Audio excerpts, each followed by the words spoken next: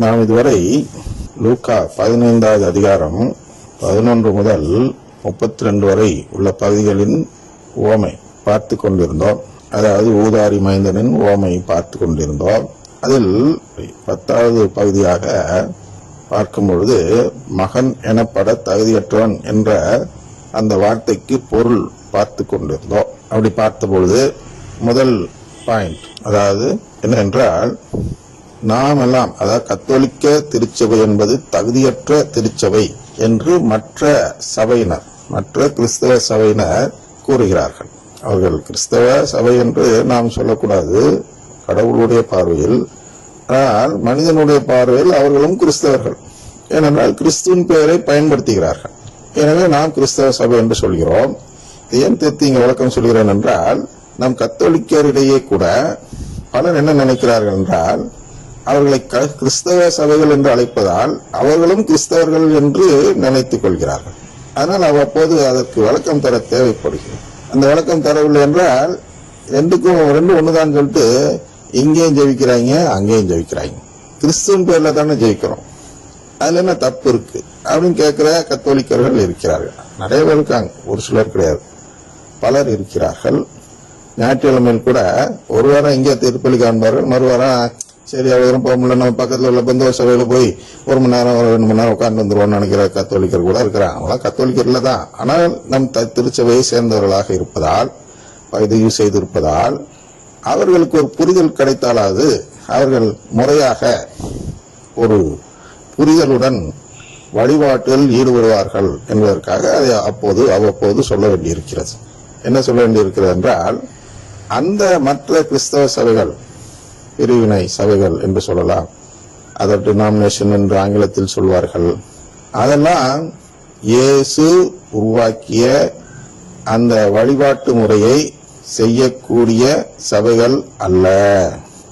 அதனால் அவர்கள் கத்தோலிக்க நம்பிக்கையை சேராதவர்கள். அப்படின்னா கிறிஸ்தவர்களே அல்ல, கிறிஸ்தவ நம்பிக்கையே இல்லை, கடவுள் இயேசு கொண்டு வந்த செய்தியை ஏற்றுக்கொள்ளாதவர்கள். ஆனால் இயேசுவின் பெயரை பயன்படுத்துகிறார்கள். அதுக்கு எப்படி உதாரணத்துக்கு சொல்லலாம் என்றால், பெரியார் பெயரை பயன்படுத்துகிறார் என்று ஒருவர் வைத்துக் கொள்வோம். நம்ம இதுல ஈஸியா சொல்லலாம். நம்ம நாட்டில் உதாரணத்தை மோடிஜி அவர்கள் என்று சொல்கிறோம் அல்லவா, அவர்கள் கன்னியாகுமரியில் போய் தியானம் இருந்தது அனைவருக்கும் தெரிந்த விஷயமே. அவர் கன்னியாகுமரியில் சென்று தியானம் இருந்தால் அது அவருடைய கொள்கைக்கும் போதனைக்கும் பொருத்தமானது.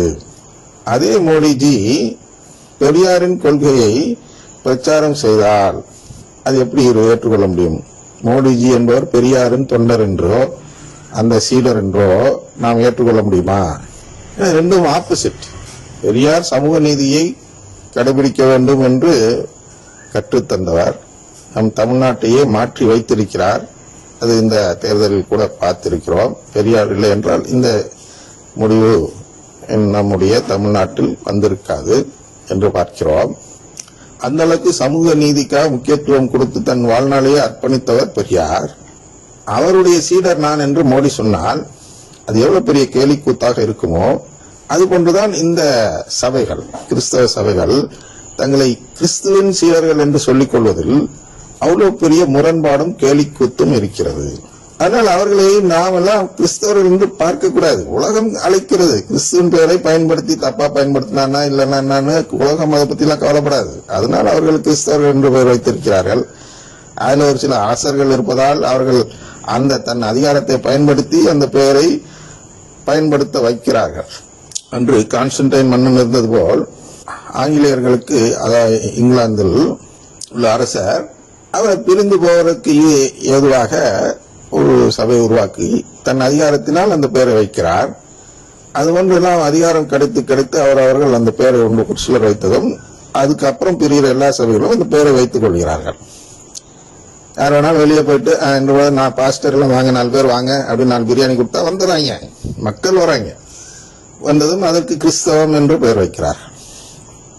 நாங்களும் கிறிஸ்தவர்கள் தான், தடி எடுத்தவன்லாம் தண்டல்காரன் தான் என்று சொல்வது போல் பைபிளை கையில் எடுத்துட்டா உடனே கிறிஸ்தவன் என்று சொல்லிக் கொள்கிறார்கள்.